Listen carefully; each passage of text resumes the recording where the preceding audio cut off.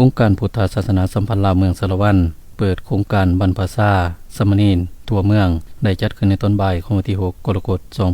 2026นี้อยู่ที่วัดนาเหล็กนากุกโพ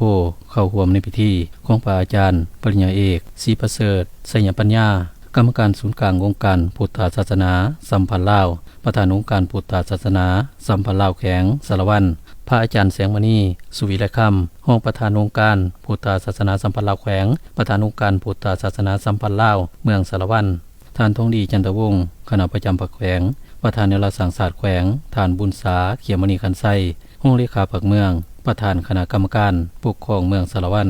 พร้อมด้วยพระอาจารย์ในคณะประจำองค์การพุทธศาสนาสัมพันธ์ลาวแขวงเมืองพระเทรานุเทระบรรณาธิการจากโครงการอ้อมข้างเมืององค์การจัดตั้งบ้านและพ่อแม่ผู้ปกครองเด็กน้อยเยาวชนเข้าร่วมการเปิดโครงการบรรพชาสามเณรทั่วเมืองสารวันในครั้งนี้มีจำนวนลูกหลานเยาวชนเข้าร่วมฝึกอบรมทั้งหมด70คนยิ่ง14คนสำหรับหลักสูตรและรูปแบบการฝึกอบรมประกอบมีภาควิชาทางพุทธ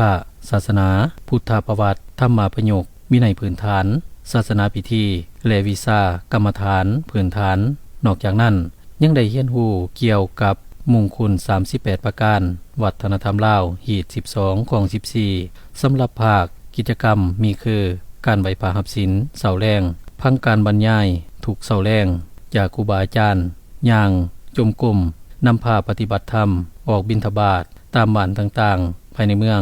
ภาควิชาทางสังคมความรู้พื้นฐานเกี่ยวกับสิ่งเสพติดกฎจราจรสิทธิเด็กบทบาทหญิงชายและความรู้พื้นฐานเกี่ยวกับสิ่งแวดล้อมจุดประสงค์แม่นเพื่อเสริมสร้างทักษะชีวิตการเปลี่ยนแปลงพฤติกรรมสร้างทัศนคติที่ดีขึ้นด้วยการศึกษาอบรมคุณธรรมจริยธรรมจะได้เป็นคนที่เก่งดีมีคุณธรรมนำประโยชน์มาสู่สังคมเฮ็ดให้เยาวชนสาวหนุ่มมีความรู้ความเข้าใจและประพฤติปฏิบัติตนตามหลักศีลธรรมและสามารถนำเอาหลักศีลธรรมไปหมุนใส่เข้าในชีวิตประจำวันได้มีความรู้ความสามารถเข้าใจในการกราบไหว้ตามประเพณีและวัฒนธรรมดีงามของชาติลาวเฮา